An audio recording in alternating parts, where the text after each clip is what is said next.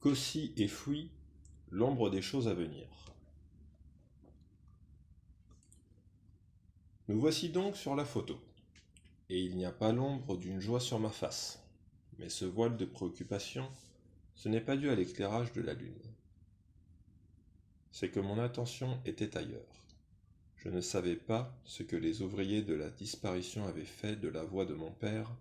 Mon attention était occupée à traquer le souvenir de cette voix, se dirigeant, comme une sonde dans ma mémoire, aux alentours de mes 5 ans. Et rien dans mon souvenir n'a ramené l'empreinte de sa voix. Nulle résonance signalée, nulle part dans ma mémoire des sensations. Rien dans les parages de mes 3 ans, pas la moindre copie d'image sonore de ces années, où il avait certainement dû rire de mes mots valises, redresser mes phrases bancales, ou plus loin, bébé, rien, ou plus loin encore, rien dans le ventre de ma mère, dit l'orateur. À la main gauche de mon père, encombré par la housse du saxophone, on voit un autre garçon.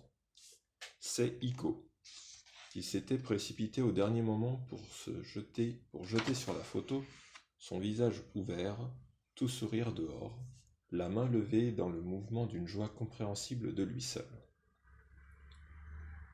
Et plus tard, après qu'il nous a ramenés, Iko et moi pour vivre avec lui dans cette maison communautaire auquel sa condition lui donnait droit.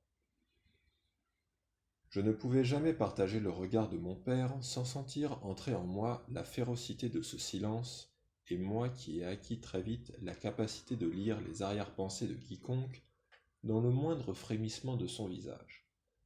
Comment expliquer que les seules fois où j'ai pu voir son visage sans être saisi d'un menu tremblement, c'était quand il dormait.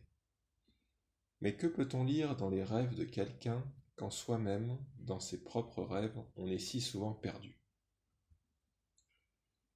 Je traînais avec moi le sentiment de regarder une personne dénudée par le trou d'une porte anonyme et de m'apercevoir brusquement que ce n'était pas un inconnu que je voyais, mais un homme à ma ressemblance, mon père sans gloire ni éclat, ni mal achevé, silhouette au sol d'un homme momentanément laissé pour mort. Comment s'étonner si ma face, sur la photo, dit l'orateur, a le visage en creux d'un masque retourné. À quelques jours de là, sous un grand chapiteau abritant une centaine de bureaux pliables, je vois mon père, je ne vois pas Iko, mais il n'était pas loin de la longue file où nous attendions notre tour pour nous présenter aux agents recenseurs occupés à collecter ce qu'ils appelaient des témoignages de vie de parenté. Témoignages oraux d'un tiers ou pour attester d'une filiation, notes retrouvées dans un vieux cahier d'écolier ou dans un journal intime comportant des dates, photographies, toutes sortes de traces biographiques dont les agents recenseurs faisaient cas, grand cas, afin de constituer des fiches rétablissant les états civils, les informations embryonnaires qui allaient servir à la confection de documents authentifiés comportant nom, prénom, date et lieu de naissance, nom du père, nom de la mère, et pour ce qui était de l'adresse, l'agent recenseur était accompagné d'un autre personnage qui portait le titre d'agent administrateur des biens communautaires, le recensement ayant aussi pour but de prendre la mesure de la silhouette de l'habitat en vue d'attribuer des places dans une des nombreuses maisons communautaires dont le pays était en train de se doter. L'agent recenseur regardait la photo, l'objet témoin que nous avions apporté. Pendant que je lui expliquais que c'était moi qui répondais aux questions, vu que mon père ne parlait plus depuis qu'il était revenu de la plantation, et à la mention du nom de ce lieu. L'agent recenseur avait regardé l'agent administrateur.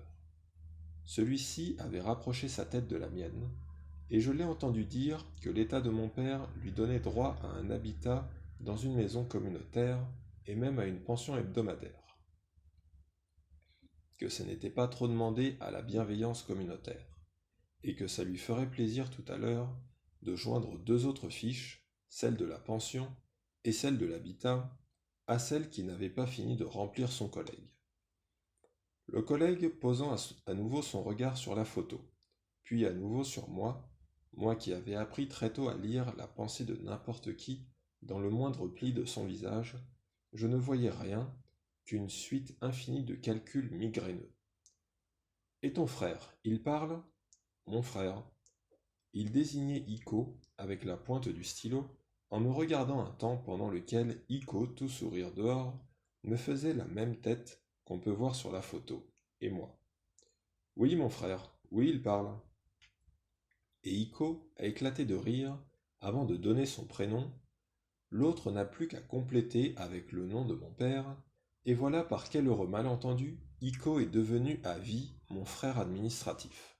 Sa présence parmi nous étant, il faut bien l'avouer, un élément de calcul dans la pension hebdomadaire qui revenait à mon père, mais passons, dit l'orateur. Nous nous sommes retrouvés dans une cour communautaire comportant les lieux d'aisance, la fontaine et le tronc du flamboyant, nouvellement plantés, entourés d'un grillage protecteur, une habitation identique à des centaines de milliers d'autres, regroupés en quartiers classés. Ambition 1, ambition 2, ambition 3, s'avoisinant sur des dizaines de kilomètres, tracés au cordeau, jusque sur les pentes accidentées. On sait comment ces habitations avaient jailli à la vitesse d'une ruée, avec la même précipitation proprement miraculeuse qui poussait le pétrole hors du sol, la matière première nourricière sans laquelle ces quartiers ne se seraient pas répandus, comme une bénédiction sur toute la surface du territoire.